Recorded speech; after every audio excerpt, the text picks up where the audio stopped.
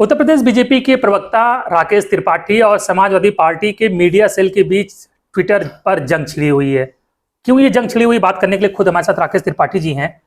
नमस्कार। क्या मसला हो गया कि मीडिया सेल बिल्कुल से आपके ऊपर बिल्कुल सारे जो कहते हैं ना कि फायरिंग ऑल सिलेंडर। कई बार कोई ऐसी बात जो बहुत गहरे तक चुभ जाती है, कई बार सच बहुत गहरे तक चुभ जाता है। अब मैनपुरी के उपचुनाव में डिंपल यादव को प्रत्याशी घोषित किया।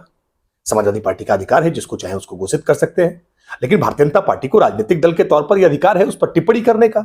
जब आजमगढ़ का उपचुनाव होता है और आप अपने भाई धर्मेंद्र यादव को चुनाव लड़ाने का काम करते हैं, फिर मैनपुरी का उपचुनाव होता है, आप अपनी पत्नी डिंपल यादव को चुनाव लड़ाने का काम करते हैं, तो यह सहज सवाल समाजवादी पार्टी के कार्यकर्ताओं के बीच से है कि क्या समाजवादी पार्टी के कार्यकर्ता केवल जिंदाबाद मुर्दाबाद के नारे लगाने के लिए है? परिवार को ही केवल सैफई कुनबे को ही टिकट मिलेगा? टिकट पाने के लिए सैफई कुनबे का होना अनिवार्य योग्यता है उपचुनाव के लिए। आपने समाजवादी पार्टी के कार्यकर्ताओं के मन की बात उठाई थी। देखिए, ये बात लोकतंत्र में किसी भी सामान्य व्यक्ति को उठाने का अधिकार है।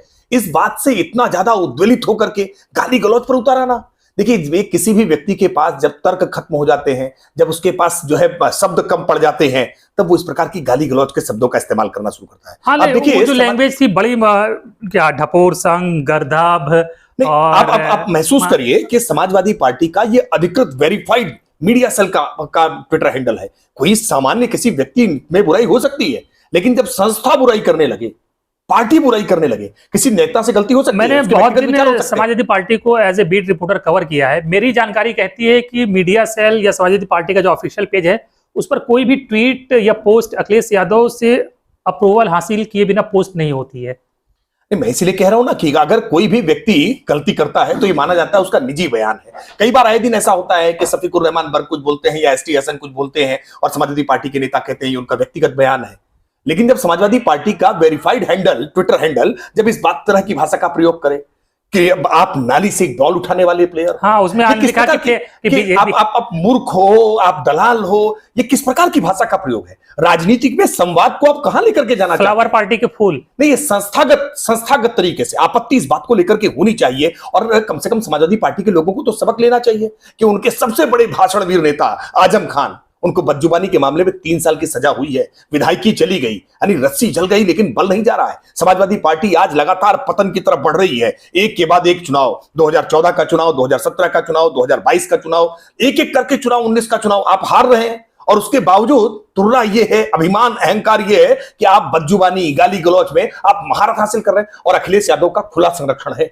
अखिलेश यादव ने एक बार भी कहीं रोकने टोकने का काम किया होता तो संस्थागत तौर पर इस तरह की बातें न कही जा रही। मीडिया सेल ने जिस तरह से आप पे अटैक किया है, बिलो द बेल्ट जाके कुछ लैंग्वेज इस्तेमाल करिए, ये इसलिए डराने की वजह तो नहीं है कि आप डर जाए फिर और जो थोड़ा रिस्पेक्टफुल ट्वीट करें? देखिए, मैं मानता हूं कि मेरी भाषा में कहीं किसी प्रकार की कोई समस्या नहीं है। भारतीय जनता पार्टी अपने संस्कार के आधार पर चलती है, समाजवादी पार्टी अपने संस्कार के आधार पर चल रही है। ये समाजवादी पार्टी के मूल संस्कार हैं, इसी प्रकार की भाषा का प्रयोग। हमने देखा इससे पहले भी कि कैसे सपा बसपा के बीच में गुंडागुंडी मायावती जी और रामशरण दास के बीच में हुआ करता था। भाषाई मर्यादा राजनीति में हमेशा बनी रहनी चाहिए।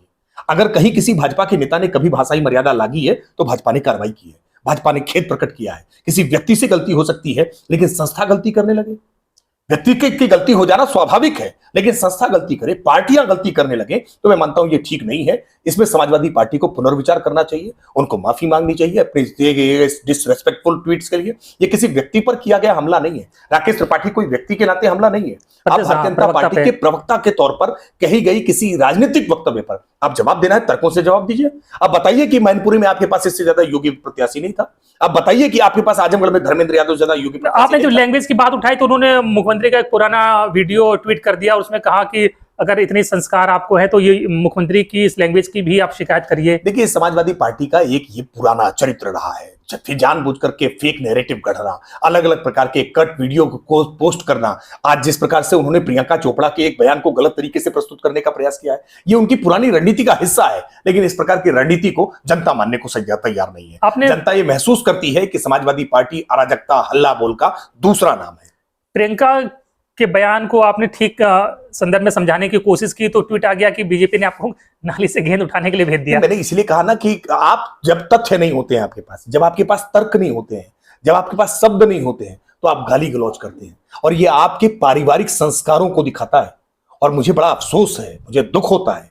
मुलायम सिंह यादव जी एक बड़ी लंबी राजनीति को लेकर के चले थे और मुलायम सिंह यादव के साथ वैचारिक मतभेद हमारे हो सकते हैं, हम उनके राजनीति के तौर तरीके से असहमत हो सकते हैं, लेकिन कभी भी मुलायम सिंह यादव ने भाषाई मर्यादा को इस स्तर पर लेकर के नहीं आए।